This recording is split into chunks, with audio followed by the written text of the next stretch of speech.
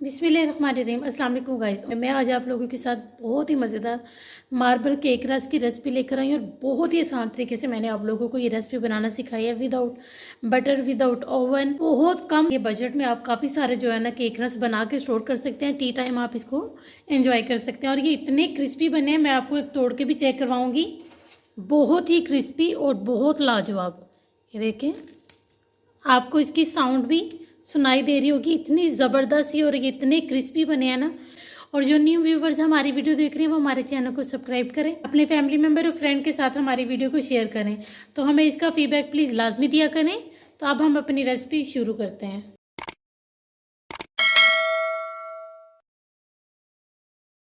बिस्मिल्लाहिर्रहमानिर्रहीम। झटपट बनने वाली रेसिपी बनाना सिखा रही हूँ, जिसके लिए हमने जो है ना बहुत कम इंग्रेडिएंट लिए। मैं बिल्कुल आप लोगों को एक बहुत ही मशहूर बेकरी का जो है ना ये वाले केक रस बनाना सिखा रही हूँ, जिसके लिए सबसे पहले हमने 10 ग्राम हमने जो है ना ये कोको पाउडर लिया और ग्राम ये वज़न में जो है ना हल्का होता है, इसलिए ये 1.5 टीस्पून वज़न में आएगा।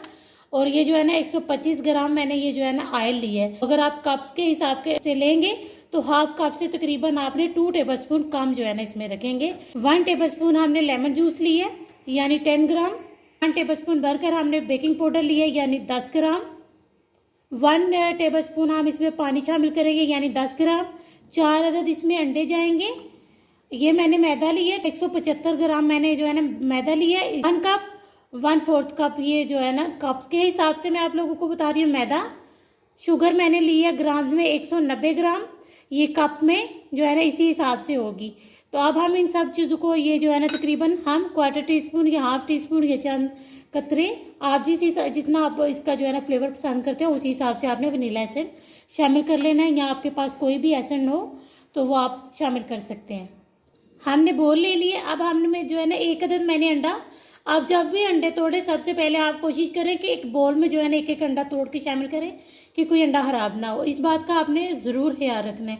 अब इसी तरह मैं सारे अंडे तोड़कर इसमें शामिल कर लूँगी।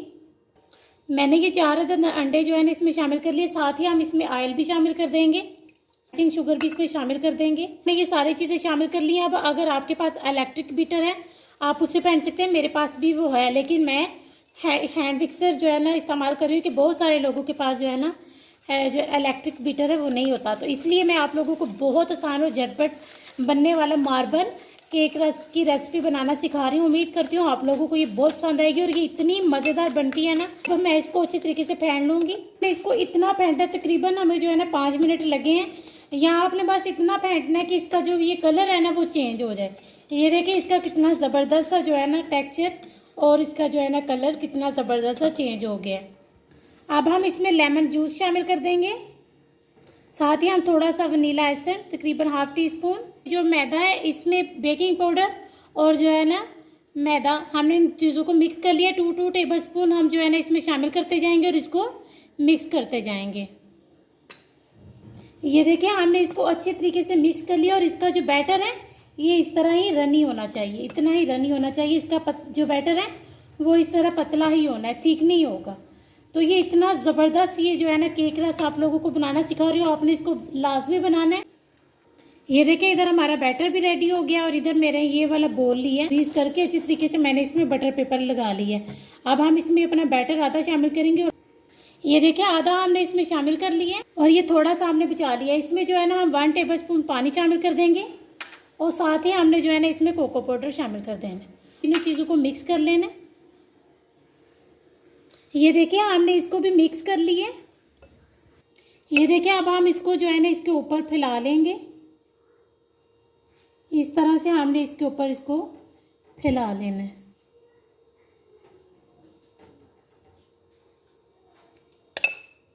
ये देखिए हमने इसके ऊपर इसको सारे को फैला लिया। अब हम इस तरह से करेंगे, इसकी बेस तक हमने करना है।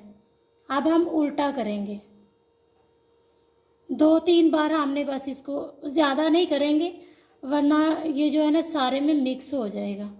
बस हमने थोड़ा सा ही करना है। अब हम इस तरफ को करेंगे बस।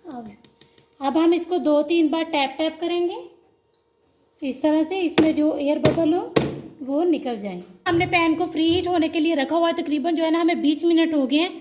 हमने जो है ना ये पैन अपना फ्री हीट कर लिए। इसके अंदर हमने ये देखिए स्टैंड रखा हुआ है। इस तरह का आपके पास स्टैंड हो तो आपने स्टैंड को रख लें। अगर आपके पास स्टैंड नहीं हो तो आपने कोई बोल हो तो वो रख लेना है। मैंने केक इसके अंदर रख लिया। अब हम तकरीबन इसको 30 मिनट के लिए इसी तरह बेक होने देंगे।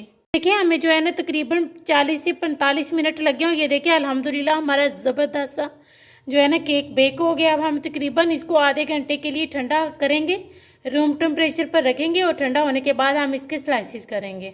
ये देखिए अल्हम्दुलिल्लाह हमारा केक बहुत ज़बरदस्त और बहुत ही जो है ना ज़बरदस्त और फ्लफ़ी, ये देखिए कितना ज़बरदस्त सॉफ्ट हमारा जो है ना ये केक बना है। उम्मीद करती हूँ आप लोगों को ये बहुत पसंद आएगा। ये ठंडा हो गया, हमने इसका बटर पेपर भी उतार लिया। अब हम जो है ना इसके एजिस को कटिंग कर लेंगे। सबसे पहले हमने इसके जो है ना स्लाइसिस कर लेने हैं, बिल्कुल हमने जैसे केक रस होते हैं उसी तरह से हम इसकी कटिंग कर लेंगे। सबसे पहले हमने इसके ये जो एजिस हैं इनको थोड़ा थोड़ा हमने हर तरफ से, चारों तरफ से हमने कटिंग कर लेना है। इस तरह से हम जो है ना इसके एजिस कॉर्नर कटिंग कर लेंगे।